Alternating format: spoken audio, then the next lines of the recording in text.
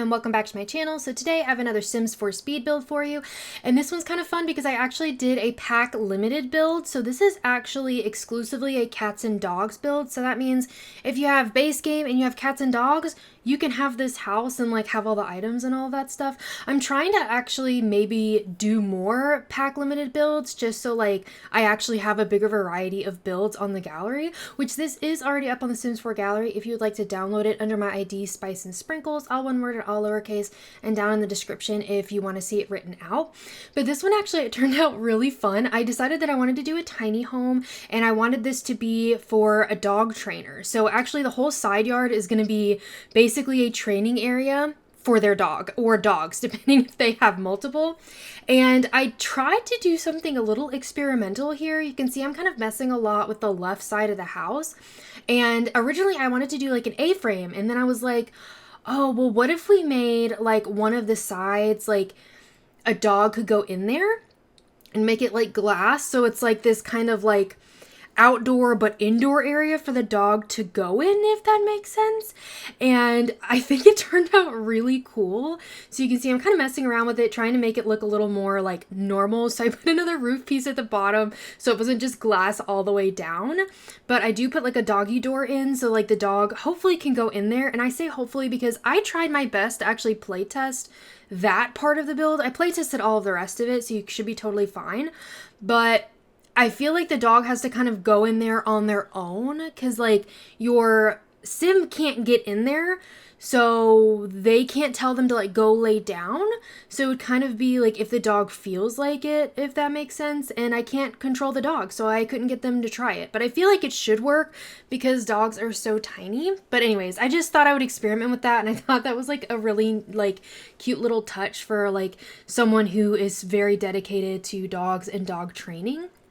And like I said, I end up putting like all of the dog training stuff in the side yard, and I actually haven't played much with that stuff. Like I think I have like once, but I basically put everything out there, like everything I could find in the game I put in the side yard. So this would be so fun for a sim and you want to play like with a bunch of pets. I think this would be really adorable. And this is a tiny home. It's a 64 like, what is it, square, 64 square like home. I forgot what tier that is. Like I know the small one's micro, so maybe this one's tiny. So technically you should get some like skill boosts and all that kind of cool stuff that come with having a tiny home designated by the game. If you also have that pack as well, then you would get those benefits, but otherwise, it's just kind of for fun. And you should be able to fit 2 sims in here, so there's plenty of room. Or if your sim just like wants to have all their dogs sleep on the bed with them, they can do that as well, because I know they do like to do that. Or if they also have cats. And so just adding a little bit of clutter in here. And honestly, I don't think I've ever used this wallpaper before, but I thought it looked just super cute in here. And I don't use this bed very often either. And I think that's also something fun with doing a limited pack build, is I get to actually like really concentrate on the items in that particular pack, if that makes sense. Like since I started playing The Sims, a lot of the items, like I just kind of got the pack. I didn't get it like when it came out, so I didn't have the opportunity to really like concentrate and delve into the particular items from the pack. So this is kind of fun to actually see what really came in that pack, if that makes sense. And we end up having this tiny little kitchen over here, and I will go ahead and say that you can cook on a corner counter, so your sim is good to go. I did play test it, and I made sure not to put any clutter on one of the corners, so your sim can definitely cook in here. It was very hard for me because you know I love clutter, but I did not put a lot of clutter in the kitchen to make sure your sim can actually cook in here. And I do end up actually having like a full dining space in here and living space. I was actually really impressed with this area, and I've been doing more tiny homes lately because I'm trying to get better at them and utilizing this amount of space, because I know I've mentioned it before, I just feel like a lot of my builds end up being really large, and that's like not how everybody plays. And also like trying to make it a little less expensive. I will say this still came out to be 58,000 simoleons, so it's still not like a super cheap home. home. However, it is not as expensive as some of my other homes, and part of that could be because of all of the items I put like in the side yard for the dog training. But I ended up using the really cool, like, I don't know what kind of chairs you'd call those, but like the cloth covered chairs, like, and I think it looks so cute in here. I don't think I've ever used those curtains before, but it looks so nice. And again, I enjoyed having the opportunity to really use those and kind of being forced to use them, if that makes sense. Like, those curtains aren't necessarily my go-to for my own personal taste, but it looks so good in here, so I'm really excited that I was able to use those. And those small curtains that I put on the small windows there, like, I don't think I've ever used those because that first swatch, honestly, I really do not care for that like red swatch. And so like I got to actually see some of the other swatches that came with it. So who knows, maybe I'll end up using that a little bit more. I'm always looking for a cute little curtain to put on some of those smaller windows. So especially like in kitchens. So I thought that was really nice. And then I ended up putting in here even a fireplace, which I feel like it just became really cozy. And I did end up putting in a doggy door like into that like roof piece, and I also put one like to the side yard, which I thought was kind of cute, so like the dog can go out that way, so you could like lock the front door if you don't want them like running away or like leaving the house, but they can get to like the side yard. It's like all fenced in and everything. And I even put some like dirt over there, so it looks like that's where like the dog kind of like runs in and out of the house. And like, I don't know, I felt like this would just be a really fun house to play in, if that makes sense. And so just adding a little bit of clutter here, like out of debug, like the bags of dog food and like those treats and everything. And then I actually used a clock in here, which I thought was kind of fun because I feel like I don't usually use clocks in my build. I feel like I need to do that a little bit more. I guess I just never really think about it. Like, let me know in the comments, like, if you build in The Sims, like, are there items that you just forget exist and you don't use them? Like, I also feel like I don't really use dishwashers either, although, like, it's something we have in the game, but I just, like, I don't know, I never think about it. And then, like, I mean, in a kitchen this size, you don't really have room for it, but, like, I do a lot of larger builds, too.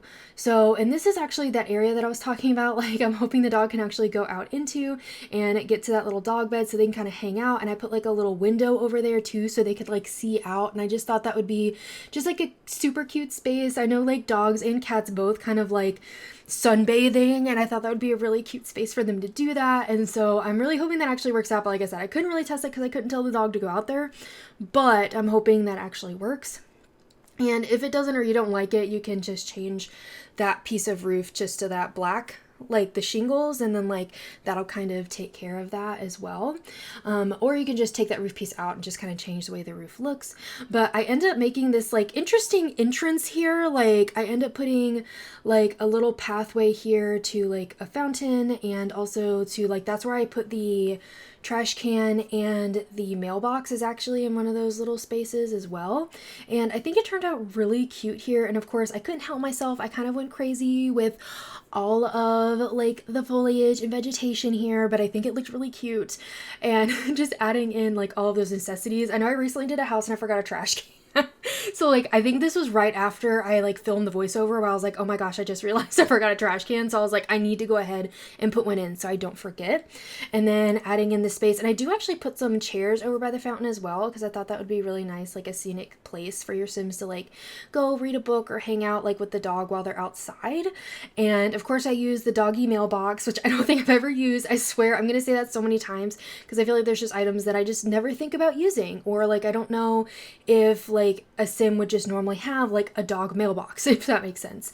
And we do end up actually in the side yard as well. I do have a space for the human to hang out, so I believe I put a grill out there and I think the woodworking table over in the corner as well, so they can do some skill building. And so this is where I'm pulling out like all of those pieces, and I also include like a chess table out here as well. So this becomes very interesting. I really like the way the side yard came out, but this stuff takes up a lot of room, and I try to make sure there was enough space for you to actually be able to like get around all of those pieces and to, you know, be able to train the dog properly. And I think it turned out really nicely. I do end up fencing in, I think, the like grill area as well, so like you could like keep the dog out of there if you wanted to as well, like if you didn't necessarily want them over by the grill and the woodworking station. Obviously in The Sims it doesn't matter, but I feel like, you know, if you're really into playing like with dogs and cats, like maybe you would want to like keep them away from that. I don't know. Anyways, I'm a bird person, y'all. I don't like I don't have cats or dogs. I did have a dog growing up, but it's been a really long time, and like since I was a kid, like I wasn't the one responsible for making sure like they were safe. I mean, okay, I was still a kid, like I was still part, like, you know, I still took care of the dog, but you know what I mean? Like I just, like, I feel like my parents held that huge responsibility of making sure they were like safe and taken care of properly, and since I was just a kid. But anyways, like I said, I have birds, so I don't really like know like a whole ton about dogs anymore, if that makes sense. But anyways, I feel like I'm just rambling about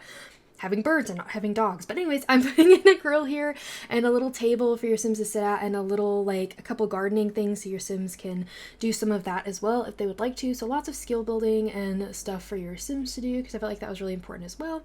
And if you enjoyed this video, please be sure to give it a thumbs up and subscribe. I would really appreciate it, and I hope you have a really sweet day. Bye, everybody.